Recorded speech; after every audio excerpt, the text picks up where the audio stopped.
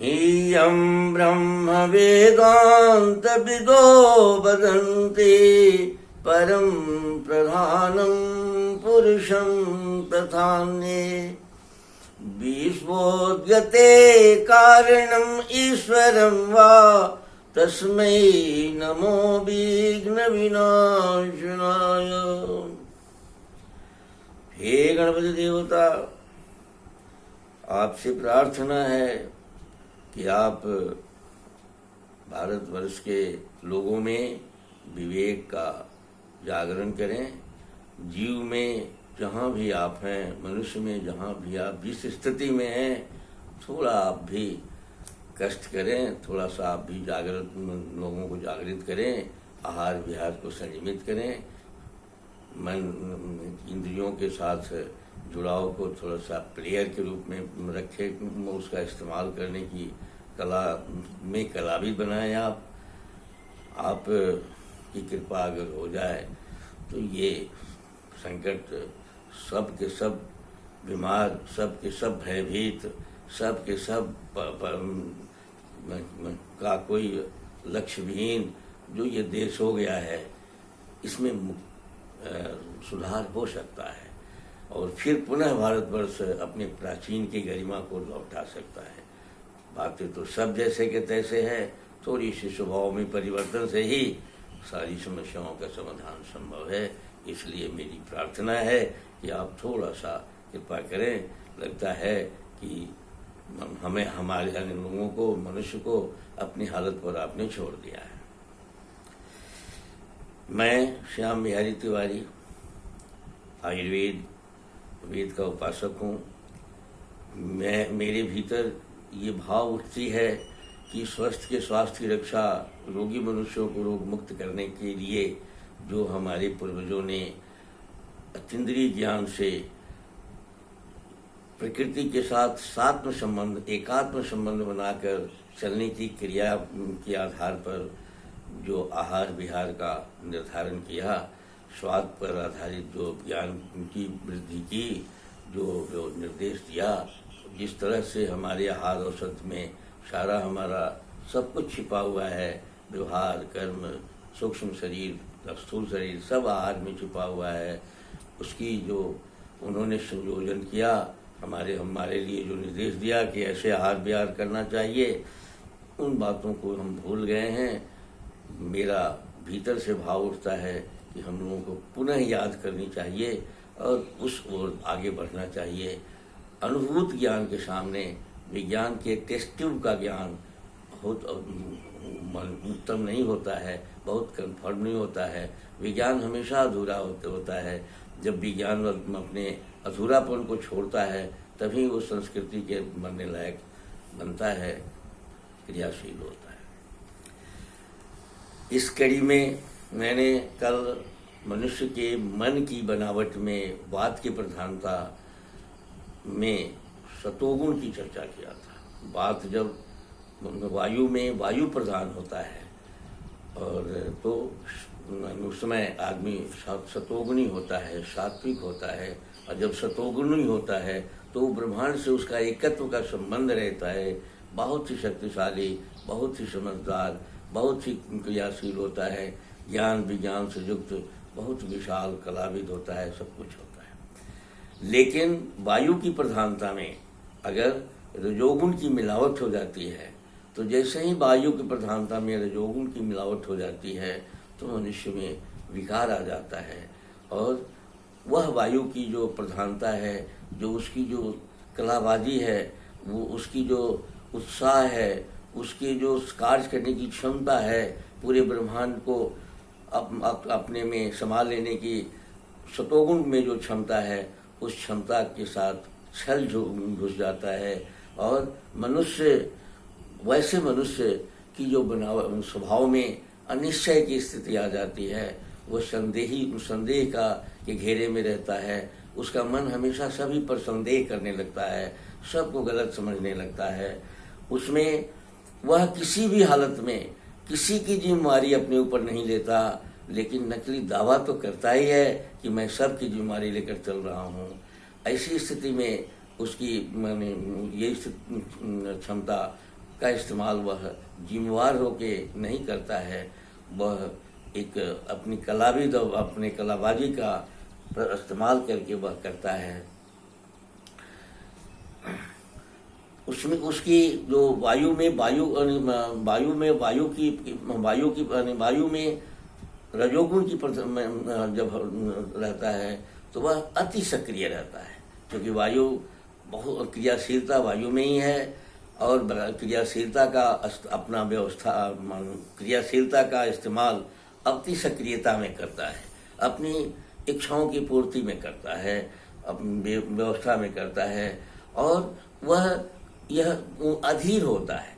तुरंत वो समझ में नहीं आता है कि स्थिरता उसमें नहीं रहती है, चंचलता उसमें रहती है। स्थिरता नहीं रहने के चलते वो अधीर रहता है। वो समझता है कि हम जो कार्य कर रहे हैं वो अभी पूरा नहीं हुआ, तब तक उसका स्टैंड बदल जाता है, उसकी झूठ बदल जाती है, उसका सारा कुछ बदल जाता है। लेकिन चूंकि उसमें आकर्षक, उसके उत्साह, ये सारा गुण वायु की प्रधानता में वो गुण रहता है, उस गुण का इस्तेमाल ये अपने गैर जिम्मेवार स्थिति को कायम रखने में कर देता है। अशांत भी रहता है, कभी भी वह किसी भी हालत में मानी शांतिपूर्वक नहीं रहता, क्योंकि उसका स्टैंड वो हमेशा चलायमान है, वायु हमेशा चलायमान है, स्थिरता उसमें नहीं है, तो इसलिए अशांत रहता है, हमेशा स्टैंड बदलते रहता है। ये सारी पूरा इसके अतिरिक्त इसके बावजूद जो विक्षुब्ध भी रहता है, क्योंकि रजोगुणी है, विस्तारवादी होता है। जब कलाविद ढंग से विस्तारवादी होता है तो विक्षुब्धता भी उसमें रहती है, इसलिए कि वो स्थिरता नहीं रहता। पृथ्वी तत्व, कफ तत्व उसमें नहीं रहता, अग्नि तत्व का रहता है, अभाव रहता है। अब हमेशा उत्सुक रहता है, हमेशा चिंतित रहता है कि हम जो कर रहे हैं वो माने मुकम्मल परिणाम क्या निकलता है। तो इसलिए हमेशा कुछ न कुछ नया बात, नई योजना पर भी वो कार्य करते रहता है। नतीजा होती है कि उसका कोई भी कार्य जो आश्वासन देता है, जो वादा करता है, उसको पूरा का पूरा उतारने में उसको परेशानी हो जाती है, वो नहीं करता है, इसलिए झूठा हो जाता है, संदेह के घेरे में आ जाता है, सारे लोगों को अविश्वसनीय लगने लगता है। साथ ही चूंकि वो चंचल है और उसमें सारा प्रकृति का ज्ञान उसके पास है, मन बुद्धि चित्त चेतन अहंकार का सारा ज्ञान उसमें है, लेकिन वो सब छिपा हुआ रहता है, तो वो बातूनी हो जाता है, बात ज्यादा काम कम करता है। माने वो बातूनी कम होता है, माने ये वायु के बनावट में जब रजोगुण आ जाती है तो वो माने ये बातूनी हो जाता है, बातों को ज्यादा महत्व देता है, कलाबाजी ढंग से बात अपना रखता है, लोगों को आकर्षित कर लेता है, लेकिन ये आकर्षण का कोई परिणाम अस्थाई परमानेंट नहीं निकलता है। एक बात है कि यह चूंकि हवा तुरंत ठंडा तुरंत गर्म, भय की स्थिति में जाने वाली स्थिति भी रहती है, इसका प्रकृति का, व्यक्ति का हमेशा इस पर असर पड़ते रहता है। ये छुई मुई के जैसा, लाजवंती के जैसा भी होता है, तो यह छिछला हो जाता है, इसकी ये दिखाई पड़ जाता है कि इसमें स्थिरता का अभाव है, ये हल्का है, छोटे छोटे माने क्रियाकलाप में लगकर अपने चमत्कार को दिखाने लगता है, अपने सामान्य से नीचे उतर कर भी यह अपने को चमत्कारी बनाने की कोशिश करता है। और साथ साथ में यह हमेशा कोशिश करता है कि कुछ भड़कीला, कुछ ऐसी बात कहा जाए जो लोगों को माने लगे, या अपना भी कार्यक्रम में हमेशा कुछ ऐसा स्टैंड बदला जाए कि लोग हमारे पर आकर्षित बना रहे हैं, और ये मेरी मर्यादा, मेरी प्रधानता बनी रहे। क्योंकि वही बनाता है, वही माता का चंचलता, चतुरता इत्यादि लेकर रहता है, इसलिए वो हमेशा अपने को प्रधान बना के सबका ध्यान अपने ही ऊपर आकर्षित कराए रखने की स्थिति होता है। इस तरह से ऐसे लोग जो है वो विघटनकारी भी होते हैं, क्योंकि इनको ये पता नहीं होता है कि हमारी इस क्रिया से परिणाम परमानेंट क्या निकलेगा, भविष्य में क्या निकलेगा। काल के अधीन, काल हमेशा परिवर्तनकारी होता है, काल हमेशा कल को छोड़कर भविष्य की ओर आगे बढ़ता है। ये काल को नजर में नहीं रखते हैं, इनको भविष्य दिखाई नहीं पड़ती है ऐसे रजोगुणी को, इसलिए विस्तारवादी होते हैं, आकर्षक होते हैं ऐसे लोग। बहुत होता है अपने घर, समाज, परिवार, अपना जीवन में भी ये इनके साथ ये सारी बातों का जो अभी जिक्र मैंने किया, इसका इनमें वो लक्षण मिलते हैं। इसी के अनुसार आयुर्वेद में इनमें जो हाइपर टेंशन होता है, इनमें जो बहुत बड़ी बड़ी बीमारियां होती है, लेकिन इसमें भी कम होती है, इनमें भी कम बीमार होते हैं ये, लेकिन इनकी बीमारी थोड़ा सा वो हमारे आयुर्वेद के भूत विद्या में गंधर्वज इत्यादि बीमारी मानी जाती है, वो थोड़ा सा ज़्यादा टेक्निकल बीमारी हो जाता है। लेकिन जड़ी बूटियों में इनका भी उपाय है कि ये भी स्वस्थ कैसे रहेंगे।